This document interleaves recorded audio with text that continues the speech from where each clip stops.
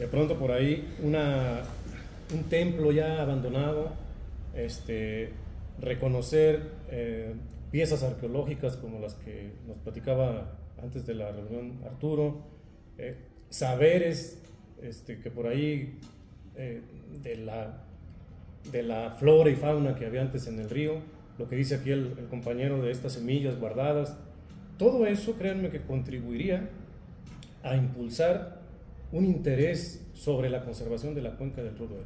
Esa es, digamos, la apuesta, la propuesta, que haya mayor presencia de ese sentir de la sociedad, para que, si bien las autoridades con todas las mejores intenciones y los buenos recursos que van a resolver algo, finalmente quienes reciben esas obras, esos apoyos, es la misma sociedad. Y yo creo que haremos bien si se le da ese seguimiento, pues para cuidarlo y preservarlo y hasta cierto punto evaluarlo, ¿no?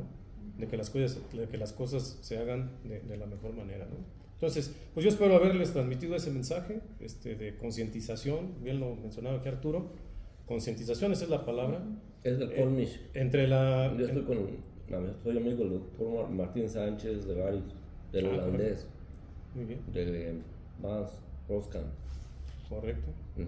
La palabra, compañero, o al señor Arturo, que decía que quería hacer algunas. Sí, traigo algunos temas aquí. Ahora sí, como con permiso del padre Plancarte y de la madre Soco, se está abordando un tema sumamente interesante, muy importante para todos en general. Yo como periodista recuerdo hace aproximadamente 25 años empecé a participar en las reuniones regionales, estatales y nacionales relacionadas con el saneamiento de la cuenca del río Lerma-Chapala. El río Lerma, como ustedes saben, cruza por 5 estados de la República Mexicana y finalmente toda esa mugre viene a aterrizar a Michoacán, al agua de Chapala. El año pasado fui a ver a los borregones, nos metimos en una lancha, me arrepentí. El agua de Chapala fétida, hediondísima, pobres peces, ¿verdad? ¿Por qué? Pues todo lo que descargamos. Y desde esos 25 años, aquellas reuniones enormes, prolíferas, de gente entacuchada, representantes del gobierno federal, estatal y municipal, y colillas entacuchados, unos espectaculares allá enormes, por lo menos cada 3 años ese tipo de reuniones. ¿Y cuál fue el resultado? Los desayunos, los postres, las comidas, las borracheras al final de todos. Reuniones en Chilchota, en Pátzcuaro, en Jacona, en Zamora. Recientemente hubo una y yo los critiqué muy fuerte. Obviamente se me enojaron. Que no te enojes, demuéstrame resultados, demuéstrame el fruto de esta semilla que están sembrando ahorita. Un representante de la Comisión Nacional del Agua, que venían del gobierno federal y del estado. No, pero que tú pesimista. Le dije, no soy pesimista, soy realista.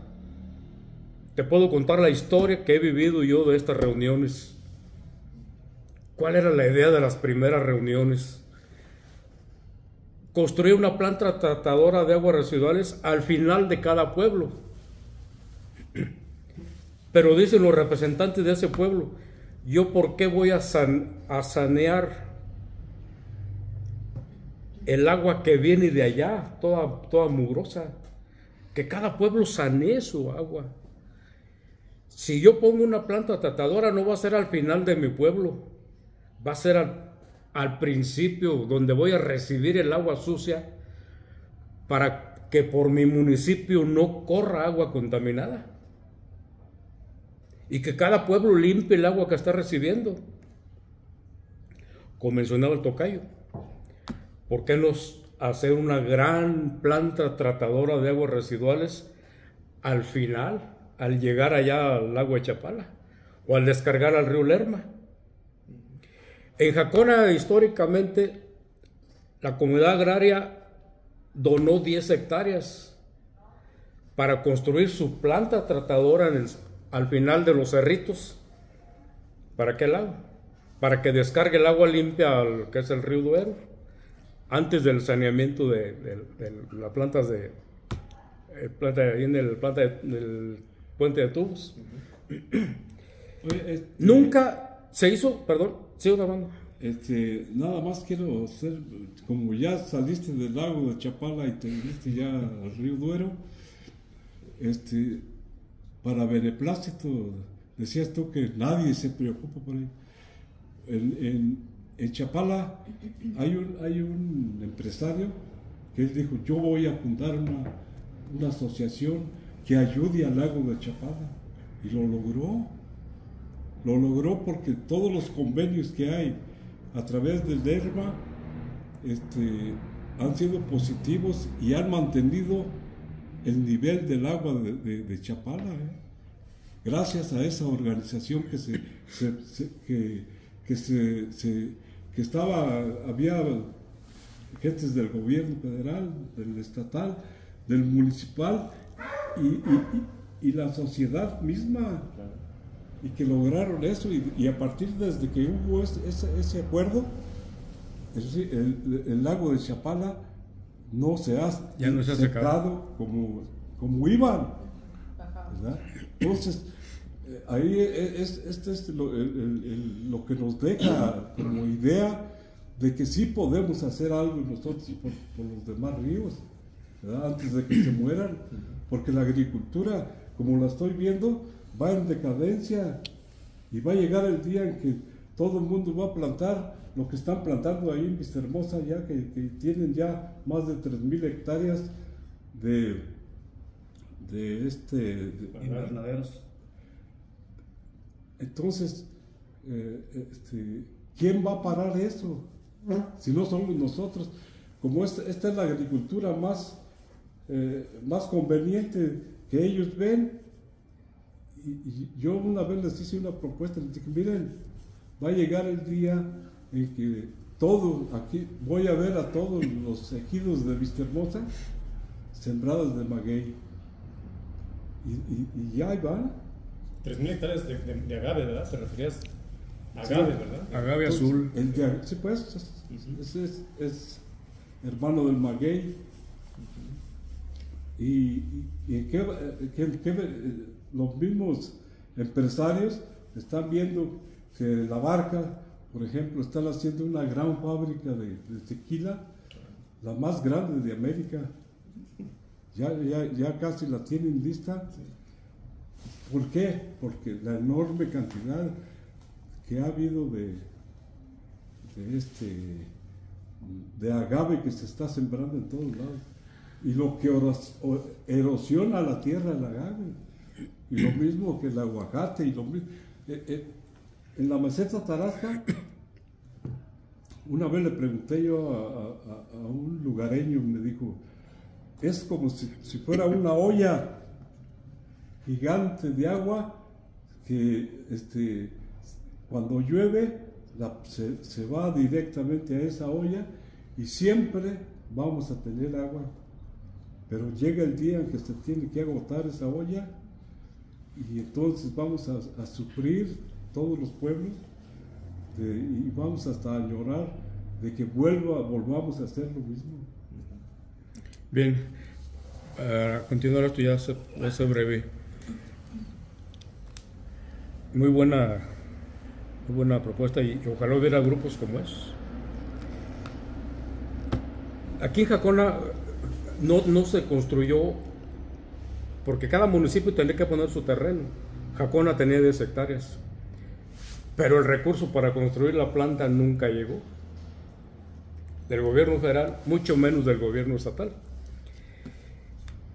Hubo un alcalde Martín Espinosa Vidales, empezó a colocar los tubos colectores marginales para que las descargas de las casas no cayeran a la barranca del Reventón, ahí arriba, y luego al río Celio.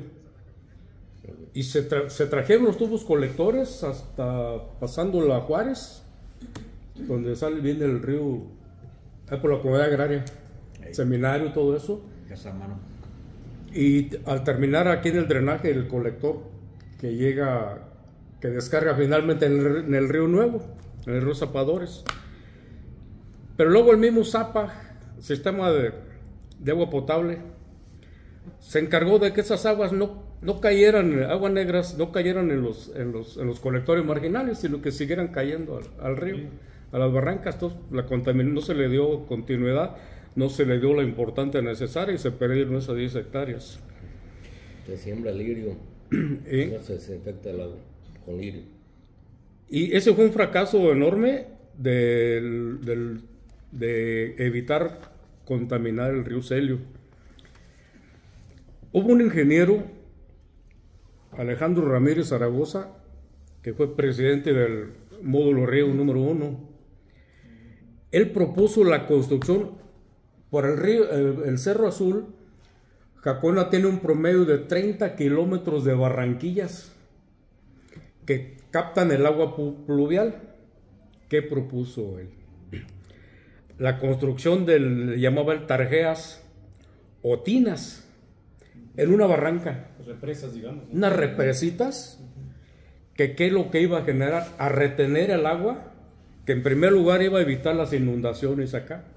Otra más abajo, las que fueran necesarias.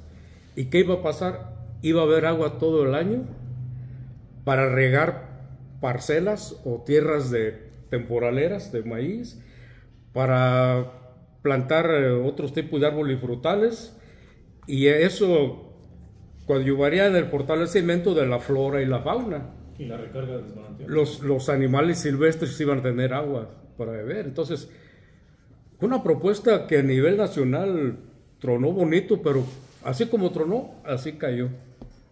No se le dio seguimiento, no se construyó ni una sola tarjeta. Ahora se hicieron. Entonces son propuestas positivas, agradables, muy buenas, que para viendo ya hacia el futuro, hasta iban a poder poner crías de peces, ¿verdad? Y se acabó. Entonces esto, algo que reforzaría pues todo el trabajo biocultural que tienes del río Lerma, porque al final y a cabo el objetivo es en Carapan, donde nace el río Eru. Alguien dijo por ahí que yo mentía. Ahí construí una planta tratadora de aguas residuales en una región que se llama Quinio, que es lugar de pájaros. Donde está un manantial. Exactamente, pero ¿qué pasó? Que el municipio y los indígenas se opusieron a usar eso. Aquí usos de costumbres y tradiciones y leyendas no permitieron. Entonces, ahí inclusive construyeron lavaderos y para que esa agua no cayera al río, pusieron unos pequeños tubos colectores que jamás se usaron, se echaron a perder. Ahí está la planta abandonada totalmente, ¿no? Entonces, ¿qué quiso hacer Zamora en tiempo del presidente Julio Castellanos Ramírez?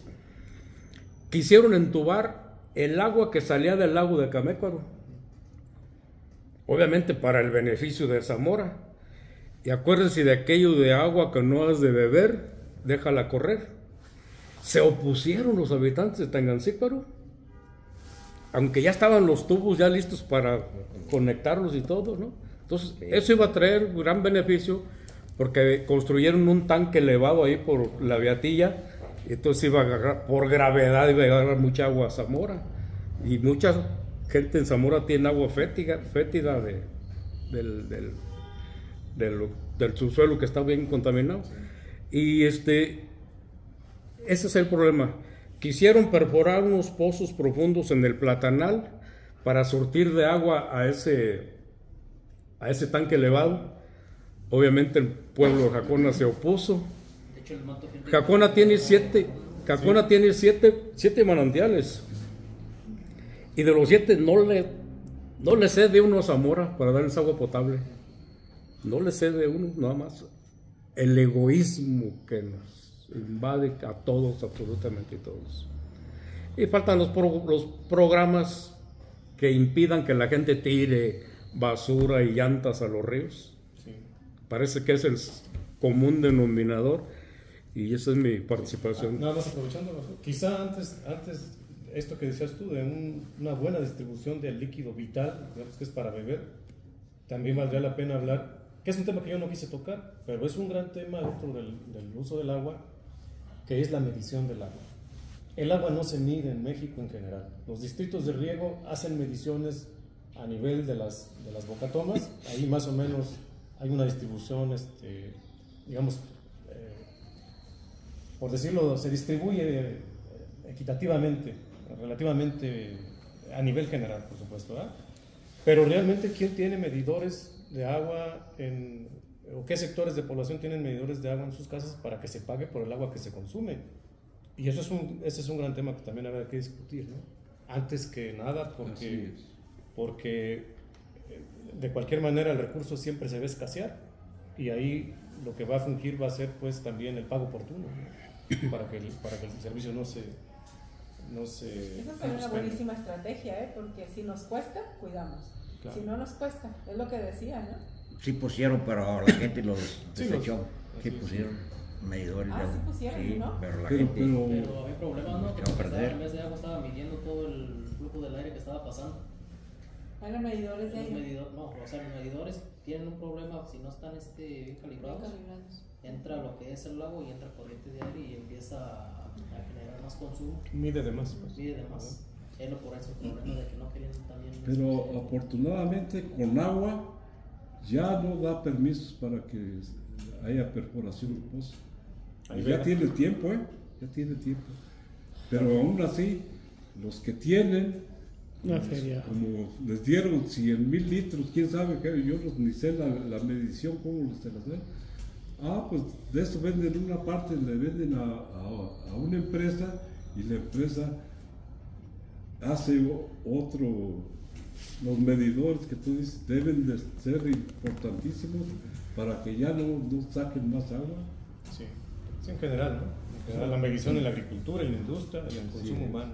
Es que necesitamos ya hacer la conciencia en la cultura del ahorro del agua. No tenemos esa cultura.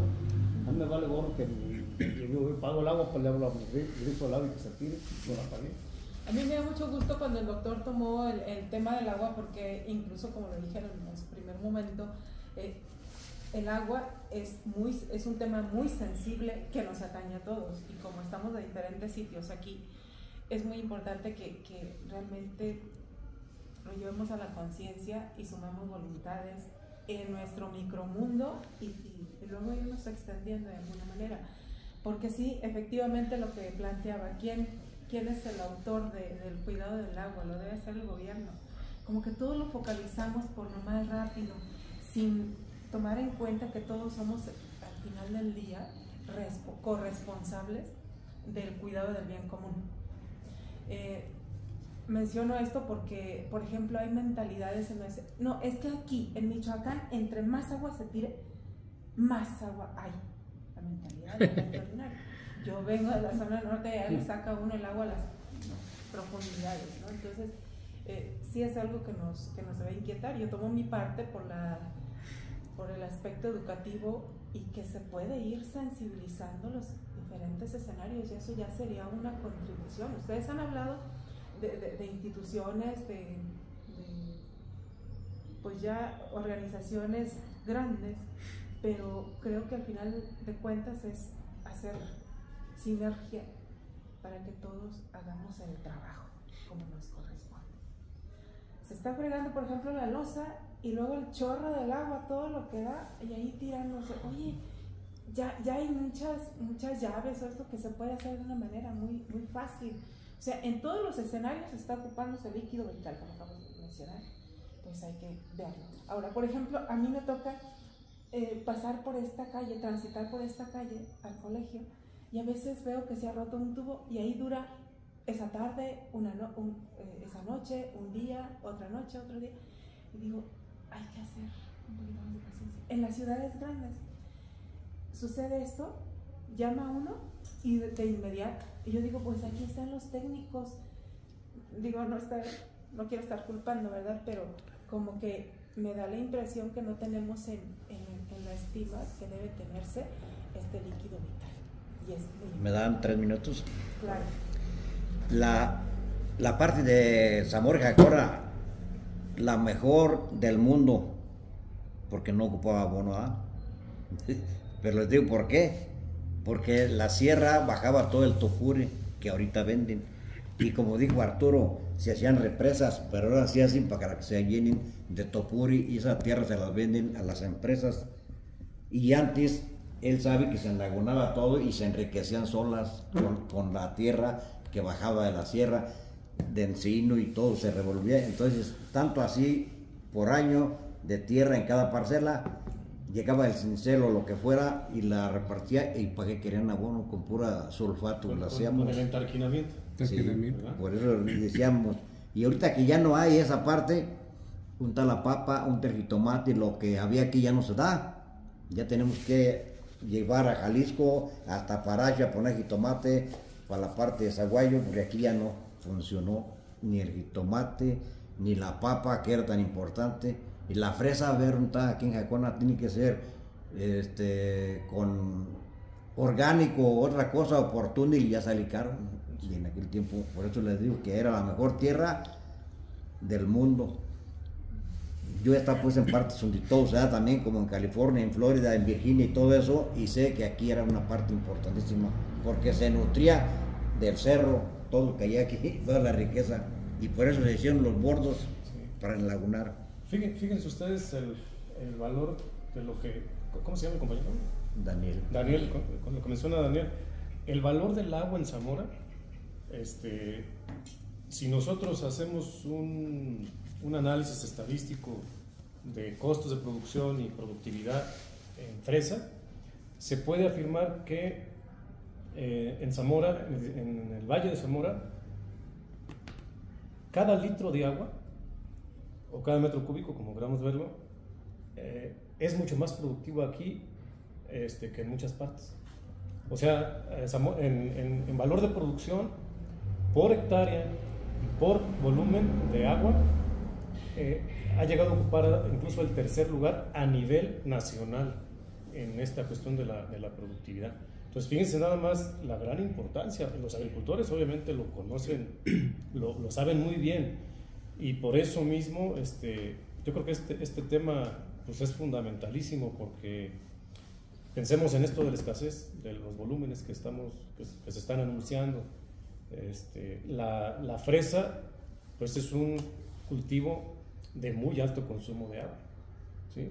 Por lo menos, ahorita no tengo los datos en riego presurizado, pero en el riego como era antes, tradicional, una hectárea de fresa se lleva un promedio, piensen ustedes, en una alberca de 10,000 metros cuadrados, que es una hectárea, con una profundidad de 5 metros de agua. Esa es la cantidad de agua que se lleva en una hectárea de fresa en cultivo tradicional. Con el riego presurizado, pues hay una reducción muy importante, pero sí estamos hablando de un alto riesgo. Si el agua, no solo el problema de la contaminación, sino ya ahora de la escasez. En el año de 1980, Coca-Cola Export Company hizo un estudio sobre la calidad del agua a nivel mundial en los lugares donde tenía plantas embotelladoras. Quiero decir es que en aquel tiempo, aquí se llama la cadena azteca, la formaban las embotelladoras de Jalisco, Michoacán y Guanajuato.